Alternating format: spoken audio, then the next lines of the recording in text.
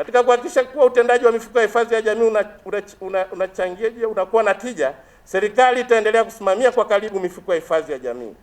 Napenda nitumie fursa hii kuwaagiza wenyeviti wa bodi za management, bodi za wadhamini kufanya maamuzi sahihi katika uwekezaji wa fedha za wanachama. Aidha, pamoja na kufanya maamuzi yaliyo sahihi katika kuwekeza fedha za wanachama, mifuko iimarishe utoaji wa huduma, kuhakikisha kuwa taarifa za wanachama ziko sahihi na waajiri wote wanawasilisha michango kwa wakati kwenye mifuko husika. Katika hili, kila mwajiri atekeleze wajibu wake.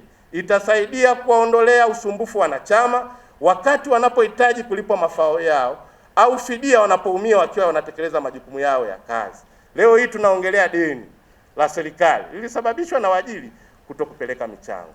Hatutaki tena azma hii na nia njema ya Mheshimiwa Rais iweze kuharibiwa kwa waajiri wale wasiopeleka michango kwa wakati.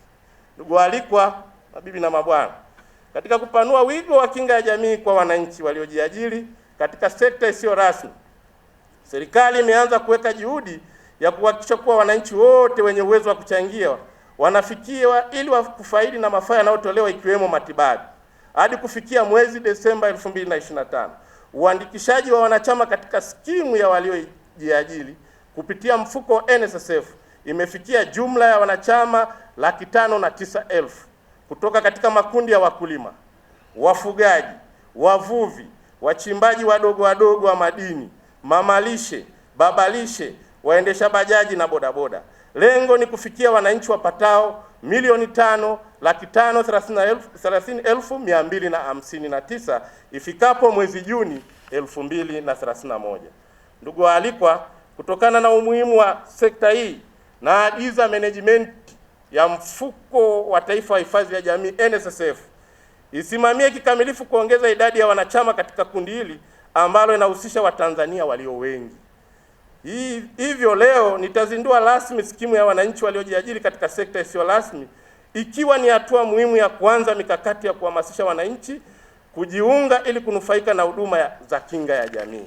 Ndugu waalikwa, mfuko wa taifa wa bima ya afya NHIF ni moja ya tawi muhimu katika sekta ya kinga ya jamii. Natambua kwamba NHIF imeanza kazi kubwa tangu kuanzishwa kwake mwaka 1999 na kuanza kutekeleza jukumu yake mwaka 2001. Mpaka sasa mfuko wa NHIF una wanachama wanaochangia 1,391,000 na wategemezi wanaofikia 5,426,000, sawa na asilimia